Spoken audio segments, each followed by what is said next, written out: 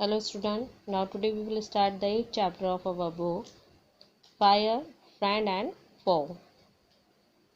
Now in this chapter they are discussing that fire is friend as well as an enemy also.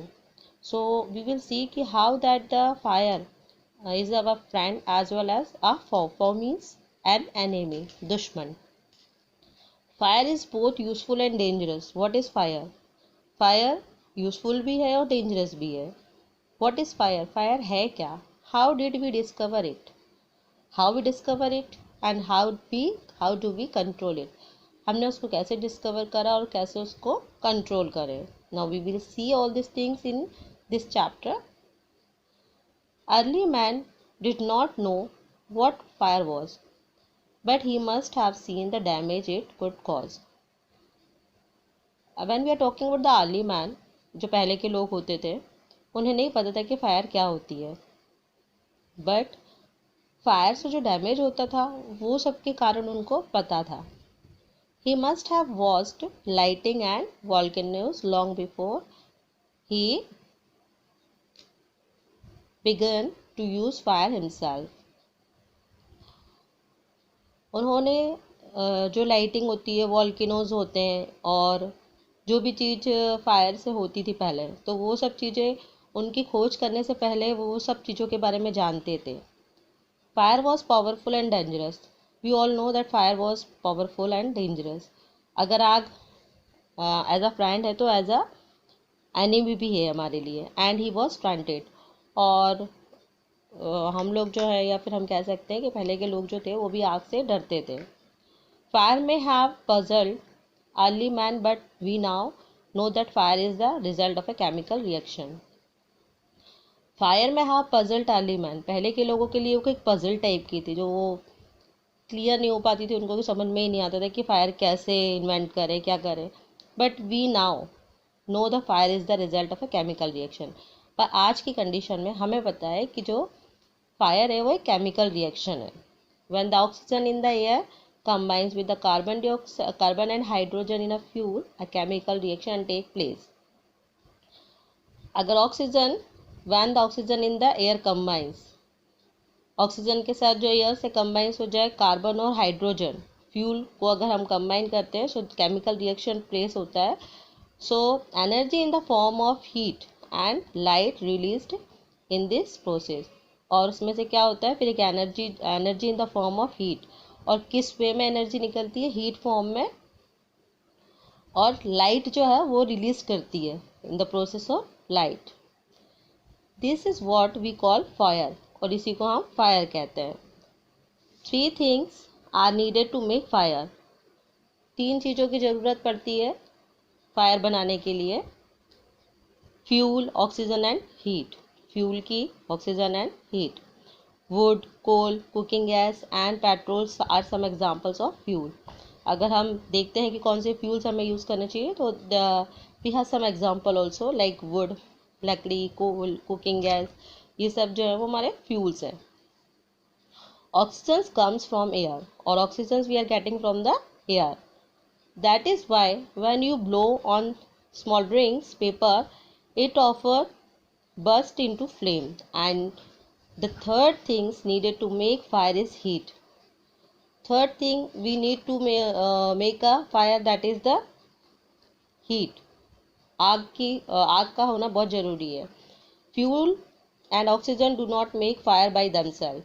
Fuel oxygen जो है वो अपने आप में ही fire नहीं बना पाते हैं. और एल्स अ न्यूज़पेपर और a stick lying in the open wood catch fire of its own. To burn a piece of paper और वुड, अगर हम एक पीस ऑफ पेपर ले लें या फिर लकड़ी ले लें और उसको हम जलाएं, so we heat it before it catches fire. तो पहले क्या होता है, फायर पकड़ने से पहले वो क्या होता है, गर्म हो जाता है ना. We heat it before it catches fire and we generally do it with a lighted match. Every fuel has a particular temperature.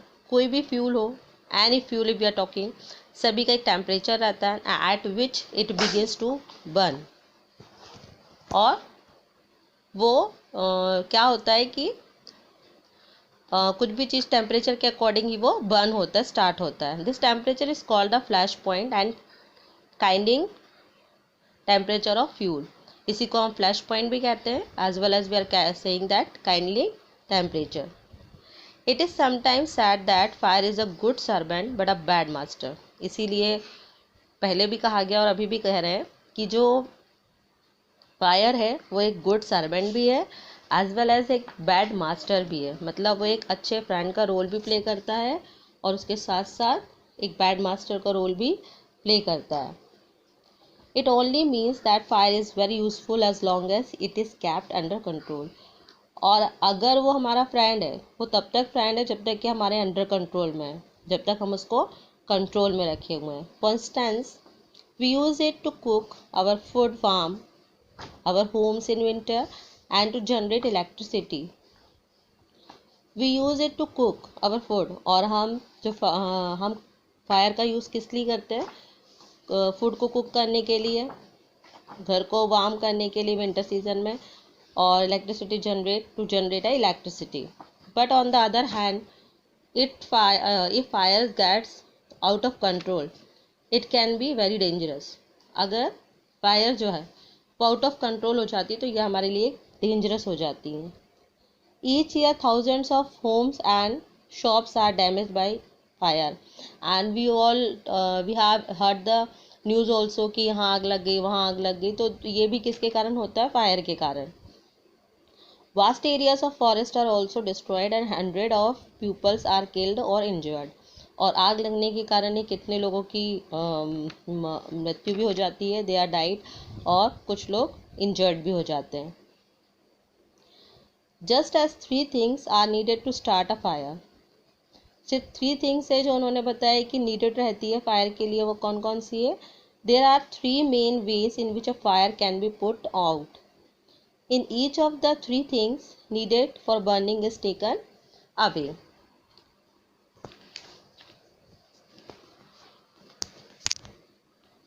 For example, we can take away the fuel. Okay, हमने एक example ले लिया. If fire has no fuel to feed on, no burning can take place. We often let a fire die out simply by not adding more fuel to it. अब उन्होंने एक example दे दिया कि we can take away the fuel and if the fire has no fuel. अगर fire के अंदर fuel ही नहीं रहा है तो टू फीड ऑन, तो फीड नहीं कर पाएगा, दे नहीं पाएगा हमको कुछ भी. No burning can take place, और कोई आग वगैरह भी नहीं आएगी. We often let a fire die and out and simply by not adding more fuel to it. The second way of putting out of fire is to prevent oxygen from reaching it. Second way जो है, जो कि हम क्या कर रहे हैं, second way of putting out of fire is to prevent oxygen. और सेकेंड वे जो है पुटिंग करने के लिए उन्होंने बताया कि किस तरीके से हम अगर फायर से बचें, तो वो उन्होंने बताया कि हम ऑक्सीजन को प्रिवेंट करके रखें, बचा के रखें. No supply of oxygen means no fire. अगर ज़्यादा ऑक्सीजन वहाँ पे प्रेजेंट नहीं रहेगा तो वहाँ पे फायर नहीं होगी. Small fires can be put out और smothered with a damp blanket और अ सैक. और अगर कहीं पर आग लग गई हो तो कैसे बचना चाहिए? हमारे पास ब्लैंकेट वगैरह उसको डाल दो, तो उससे भी क्या होता है, आग बुझ जाती है. This stop oxygen reaching the burning material. Sometimes carbon dioxide is use to extinguish fire. और कभी कभार हम एक्सटिंग्विश फायर जो होता है उसका यूज़ करते हैं जिससे कि जो फायर है वो स्टॉप होती है. It does not allow oxygen to reach the burning material. वो एक्सटिंग्विश फायर जो है, वो एक्सटिंग्विशर जिसको बोलते हैं, वो जो ऑक्सीजन को अलाउ नहीं करता है. The third way to of putting out of fire to remove the heat. और थर्ड वे क्या है हमारा? Putting a fire to remove the heat. Heat को रिमूव करो. If the temperature can be brought down below the flash point. अगर हम जो heat है वो ज़्यादा है, उसका टेम्परेचर कम कर दें, the fuel stops burning and you blow on a burning matchstick or a candle to put it out. In doing so, you remove the hot air around the flame, bringing down its temperature below the flash point. and the candle goes out. Sometimes water is sprayed on a fire. हम लोगों ने देखा है कभी कभार जहाँ आग लगती है वहाँ पर पानी डाल दिया जाता है. So it absorb heat from the burning fuels and lower the temperature. तो वो जो पानी है वो क्या करता है, फ्यूल जो है जो भी जल रहा है उसका टेम्परेचर को वो कम कर देता है. The blanket of water also cuts off the supply of oxygen. और जो वाटर है वो क्या करता है, blanket of water also cut off the supply of oxygen. Supply of oxygen को भी वो कट कर देता है. And the fire is extinguish, और वो आग को बुझा देता है. Some fires can not be put out with fire water. और कुछ आग ऐसी भी लगती है जो कि पानी से नहीं बुझती है. So if water is spread on to an oil fire, अगर हम पानी ऑयल फायर पे डालते हैं, so the oil will float to a top of the water and continue to burn. अगर हम एक एग्जांपल के तौर पे नहीं कि हम एक एक्सपेरिमेंट करें कि पानी के ऊपर अगर हम तेल डाल दें या पेट्रोल डाल दो आप, तो पेट्रोल जो है वो पानी के ऊपर तैरता रहेगा. और एक मैच स्टिक से अगर उसको जलाते हैं तो आग लग जाएगी और वो बर्निंग होती रहेगी, मतलब जलती रहेगी. तो सेम एज यहाँ पर भी ये एक्सप्लेन करा गया है कि अगर ऑयल वाटर हो तो क्या होगा, फ्लोट होगा, तैरेगा, तो इसके कारण जो बर्न है वो कंटिन्यू रहेगी. This can be dangerous because water can be flow quickly. और ये बहुत डेंजरस है क्योंकि जो वाटर है वो बहुत ही जल्दी क्विकली फ्लो होता है. And carrying the burning oil and with it and spreading the by electrical applicants. The person spraying water might receive an electric shock and be killed.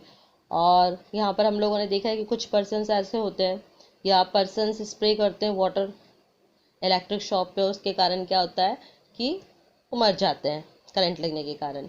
A carbon dioxide extinguisher is the best thing to fight an electrical fire. और अगर हमें आग से बचना है तो सबसे best उन्होंने बताया कि कार्बन डाइऑक्साइड एक्सटिंग्विशर होता है, वो बेस्ट थिंग है इलेक्ट्रिकल फायर से बचने के लिए. We spend millions of rupees each year in the fighting fires. और हम हर साल मिलियन ऑफ जो मनी है वो हम लोग रुपीज़ हैं वो स्पेंड कर रहे हैं फायर से बचने के लिए. And we spend more trying to find new ways of preventing fires from happening and getting out of control. और नए नए वेज भी ढूंढ रहे हैं कि कैसे हम प्रिवेंट करें, कैसे बचाव करें फायर से और किस तरीके से उसको कंट्रोल करें.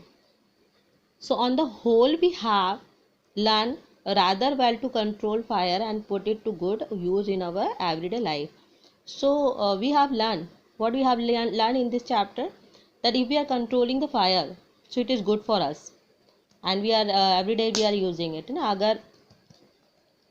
अगर हम उसको कंट्रोल में रखें तो फिर हमको प्रॉब्लम नहीं होगी और वो हम डेली के पर्पस में हम उसको यूज़ कर सकते हैं. Long ago there were no fireman. पहले के टाइम पे कोई फायरमैन नहीं होते थे.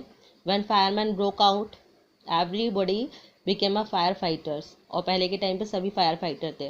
People formed human chains and they still do to be required and passed buckets of water from a well or a pond to the blaze. और अगर कहीं आग लग जाती थी तो लोग बकेट्स भर भर के और एक दूसरे को पास करते थे और फिर आग बुझाते थे. Now there are a laws about building construction which ensure that space is left between building to reduce the fire risk. अभी क्या है कि बिल्डिंग्स वगैरह चालू हो गई, कंस्ट्रक्शन वगैरह हो रहे हैं, तो उसके कारण क्या होता है कि अब जो फायर है उसकी रिस्क थोड़ी कम हो गई है. And every new building specially a public place. और जहाँ तक हम लोगों ने देखा and we have seen that the new buildings nowadays we have seen the new buildings multis that is in the public place and must ensure adherence of fire prevention norms. Bands of firefighting workers with special equipment and known as fire brigades are there to put out fires. और fire fighters जो होते हैं, fire fighting workers जो होते हैं, जिनको हम कहते हैं कि जो है वो उनके पास कुछ ऐसे इक्विपमेंट्स रहते हैं जो कि उनके लिए फायर ब्रिगेड वगैरह जो रहती हैं, जिससे फायर फाइटर्स क्या करते हैं, आग को बुझा देते हैं. And they are well trained. और उन्हें पता रहता है कि किस तरीके से आग को बुझाना है. They are trained person. They possess many skills. उनके पास काफ़ी स्किल्स रहती है. They have learn they cut off electricity supply, सबसे पहले वो इलेक्ट्रिसिटी सप्लाई कट करेंगे. Knock down dangerous wall, spray water and other materials to bring fire under control. और इस पानी डालेंगे और कुछ ऐसे मटेरियल्स है जिसका कंट्रोल फायर को कंट्रोल करने में हेल्प करे. So they are also train in first aid so that